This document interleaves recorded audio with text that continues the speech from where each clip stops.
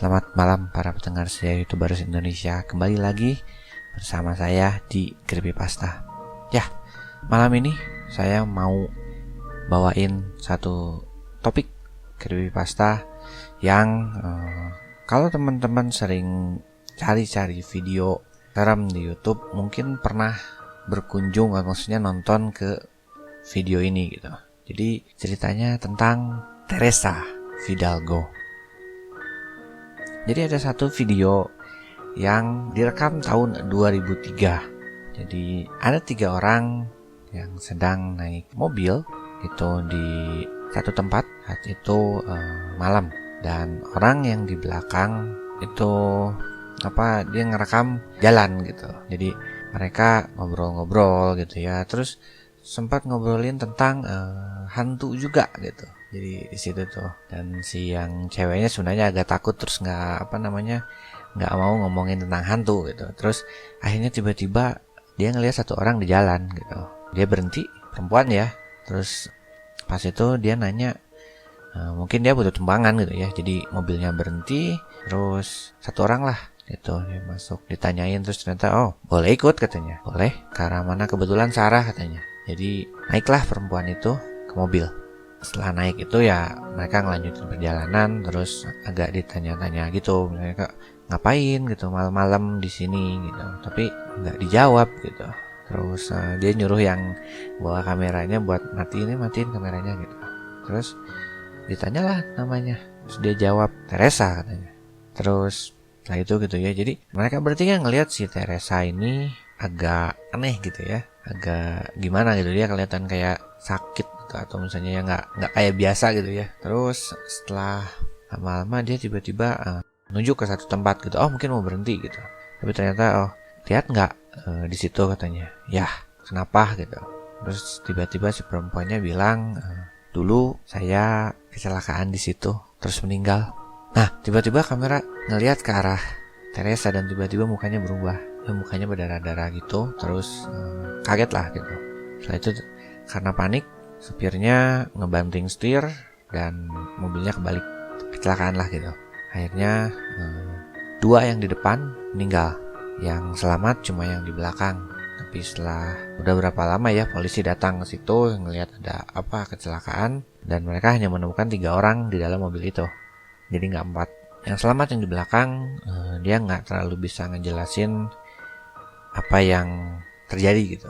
Nah, video yang nampil sambil saya ngomong tadi itu ilustrasi ya.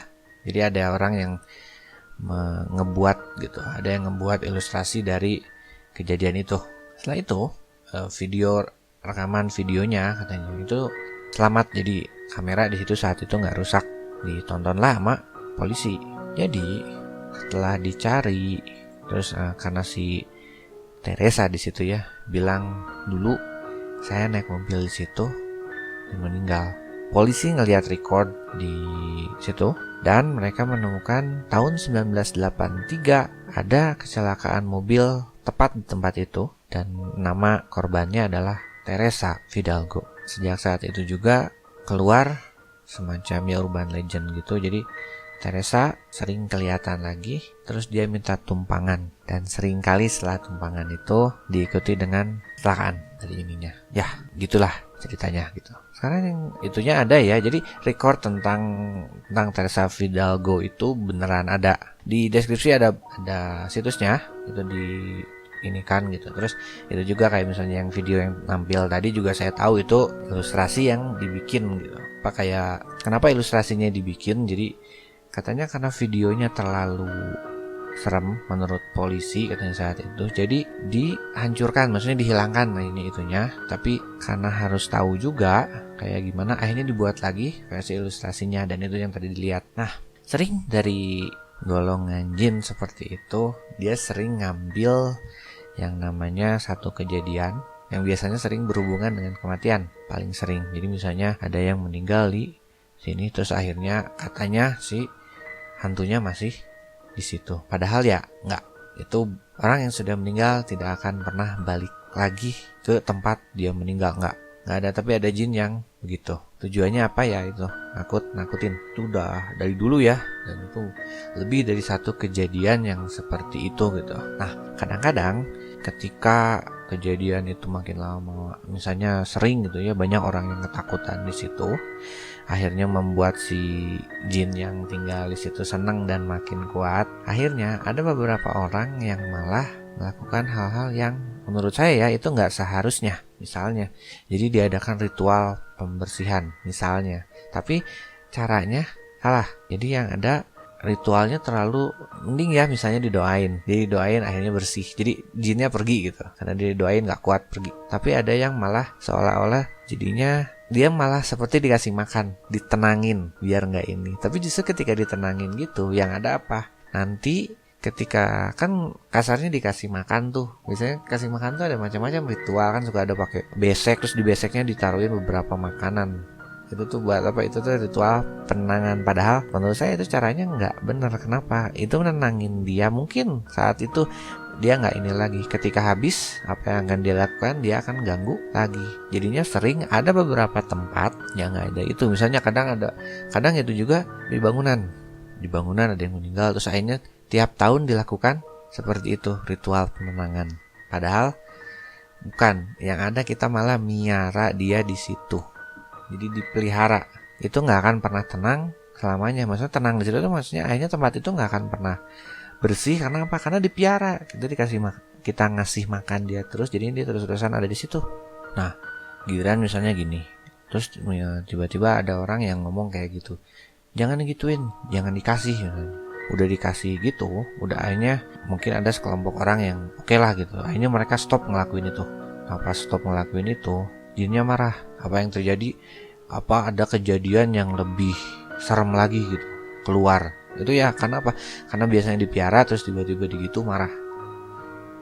Harusnya ya tetap misalnya ritualnya ya, kalau ada ritual yang bener gitu. Kayak misalnya doain, ada doa bersama sehingga dia kabur. Yang ada mau apa? Ketika terjadi hal yang lebih serem, yang lebih berbahaya misalnya gitu, yang mereka lakukan apa? Ini mereka gituin lagi.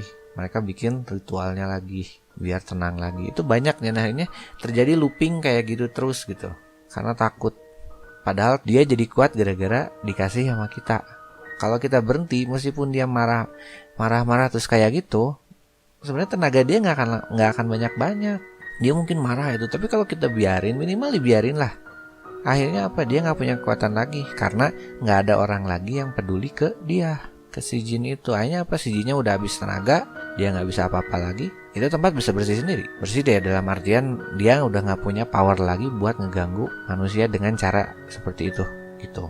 Ya seperti biasa saya emang sering ngobrolnya ngalor ngidul gitu ya. Jadi dari Tessa Fidalgo, jadi tempat-tempat yang sering jadi angker gara-gara ada suatu event yang terjadi di situ gitu. Yang paling sering adalah kematian. Di situ yang sering banget digunakan gitu. Ya, saya nggak bisa terlalu panjang karena memang topiknya sebenarnya nggak panjang-panjang banget. Jadi awalnya hanya saya baca itu dari pertama nonton di YouTube, terus cari info kan dan dapat situsnya gitu. Dari situ saya jadi kepikiran juga yang sering juga terjadi di sekitaran kita ya, dimana banyak tempat-tempat khusus yang dijadikan taman bermain sama jin. Nah, jadi kita sebagai manusia kita tidak harus takut, tapi jangan sok berani gitu. Ininya ya kan banyak yang ada orang yang sok berani gitu, terus akhirnya suka diganggu beneran gitu. Itu kita memang nggak boleh takut, tapi jangan sok berani. Nah, oke. Daripada nanti saya ngomong sesuatu yang aneh-aneh lagi, kayaknya segitu aja dulu buat creepypasta sekarang. Saya belum ini sama topik-topik yang panjang. Ini yang pendek dulu karena udah lama saya nggak rekaman creepypasta lagi. Nah, makasih udah nonton. Silahkan di like jika suka, silahkan di komen jika mau. Kalau mau nanya juga silahkan di bawah.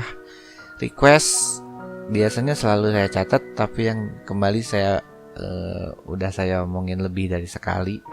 Yang dipilih sebenarnya pertama yang saya belum tahu sebenarnya. Jadi kalau saya udah tahu, dia tidak masuk prioritas pertama buat dibacain atau dibahas. Ya, sekali lagi makasih udah nonton. Silahkan di sub jika mau. Dan kita ketemu lagi nanti di episode selanjutnya dari Creepypasta. Selamat malam.